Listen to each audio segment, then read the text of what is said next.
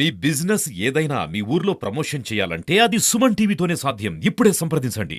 Suman TV అండి. ఈ రోజు మనం కడప నడిబొడ్డులో ఆర్టీసీ బస్ స్టాండ్ ఎక్కడైతే అంబేద్కర్ విగ్రహం ఉందో అక్కడ నిరసన కార్యక్రమాన్ని తలపెట్టారండి. ఎందుకు అంటే ఈ మధ్య కాలంలో నారాయణ కాలేజీ ఒత్తిడి వల్ల ఒక విద్యార్థి బలవన్ మరణానికి పాల్పడ్డారండి. దానికి సంబంధించి జిల్లా కార్యదర్శి ఎస్ఎఫ్ఐ జిల్లా కార్యదర్శి రవి మనతో ఉన్నారండి. వారి మాటలను అడిగి తెలుసుకునే ప్రయత్నం చేద్దాం. నమస్తే రవి గారు. ఇప్పుడు మీరు నిరసన కార్యక్రమాన్ని తలపెట్టారు, దేనికోసం? ఏదైతే 2 రోజుల క్రితం అనంతపురం శివార్లో ఉన్నటువంటి నారాయణ విద్యా సంస్థకు సంబంధించి చరణ్ అనే విద్యార్థి మొదటి సంవత్సరం ఎంపీసీ చదువుతున్నారు.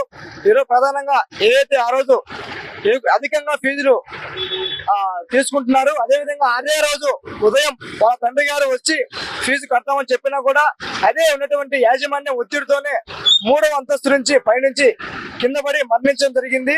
ఈరోజు ప్రధానంగా 2 తెలుగు రాష్ట్రాల్లో ఈ యొక్క కార్పొరేట్ విద్యా వ్యవస్థలు, నారాయణ విద్యా వ్యవస్థలు విపరీతంగా పెరిగిపోతున్నాయి. అదేవిధంగా విద్యార్థులను బలి తీసుకుంటున్నారు.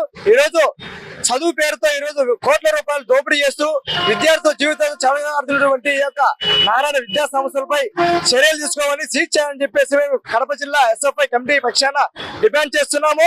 అంటే ఇప్పుడు సొసైటీలో ఎన్నో విద్యా సంస్థలు ఇలాంటివే జరుగుతున్నాయి. స్కూల్ ఫీజ్ అంటే కంపారిజం, తర్వాత కాంపిటేటివ్ డివైడ్ చేస్తున్నారు. అంటే ఒక్కొక్క రేషియో, ఒకరు హైలీ ఇంటెలిజెంట్ పిల్లల్ని ఒక విధంగా, మీడియం గా చదివే పిల్లల్ని ఇంకొక రకంగా, లోయర్ గ్రేడ్ గా ఉండే పిల్లల్ని ఇంకొక రకంగా డివైడ్ చేసి ఒక కాలేజీలలో ఇలాంటి ఒక వ్యవస్థను తీసుకొచ్చారు.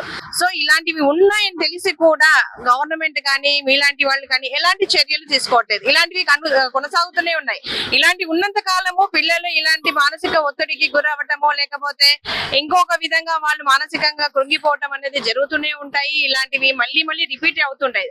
దీనికి ఎలాంటి చట్టాలు రావాలంటారు, ఎలాంటి మార్పులు రావాలంటారు? ఈరోజు చూసుకుంటే రాష్ట్రంలో ఉన్నటువంటి కార్పొరేట్ వ్యవస్థలు కానీ మరియు ప్రైవేట్ వ్యవస్థలు కానీ విద్యా సంస్థలు కానీ ఈరోజు ప్రధానంగా ఎన్ని ప్రభుత్వాలు మారుతున్నా కానీ ఒక ఎస్ఎఫ్ఐ సంఘం దేశవ్యాప్తంగా పోరాడుతూనే ఉంది ఈ యొక్క కార్పొరేట్ వ్యవస్థకు వ్యతిరేకంగా. ఈరోజు ప్రధానంగా చూసుకుంటే మేము ఎన్ని ధర్నాలు చేసినా, ఎన్ని పోరాటాలు చేసినా కూడా ఈరోజు కేసులు పెట్టడమే తప్ప ఈ యొక్క రాష్ట్ర ప్రభుత్వాలు ఒక కార్పొరేట్ వ్యవస్థకు అమ్ముడు పోయి వారిపై చర్యలు తీసుకోకపోవడం, దీన్ని మేము చాలా వ్యతిరేకిస్తున్నాము. ఈరోజు ప్రధానంగా చూసుకుంటే ఎంతో మంది తల్లిదండ్రులు కూడా వారి యొక్క విద్యార్థులు మంచి ఉన్నత స్థాయిలో ఉన్నత చదువులు అందించాలని చెప్పేసి కష్టం చేసి వాళ్ళు తినకునో ఈ యొక్క ఏదైతే విద్యా సంస్థలో జరిపిస్తున్నారో, కానీ కేవలం ఈరోజు ఒక విద్యార్థులు ఒక ఉన్నత శిఖరాన్ని ఎంచుకోవాలని చెప్పేసి తల్లిదండ్రులు భావిస్తున్నారు.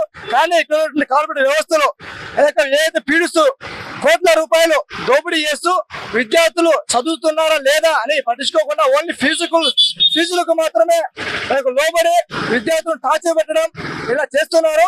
ఇది ఒకటే కాదు, ఈ యొక్క నారాయణ విద్యా సంస్థలు అనేక రకాలుగా రోజువారీగా మనకు 2 తెలుగు రాష్ట్రాల్లో రోజుకొక విద్యార్థి శవం బయటకు వస్తుంది.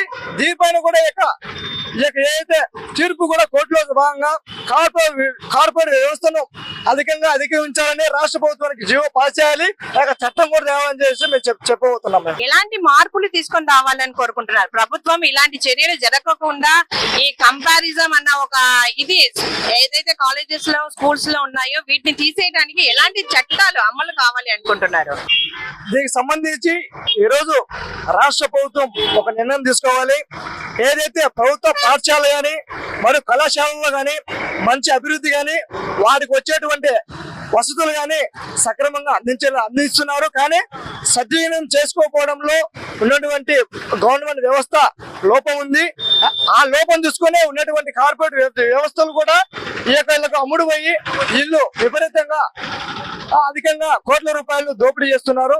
దీన్ని ఖచ్చితంగా అరికట్టాలని మేము ఎస్ఎఫ్ఐగా డిమాండ్ చేస్తున్నాము. అదేవిధంగా కోర్టు న్యాయ వ్యవస్థ కూడా ఏదైతే కార్పొరేట్ వ్యవస్థను అధిగమించాలని చెప్పేసి ఒక జీవో పాస్ కూడా చేయాలి.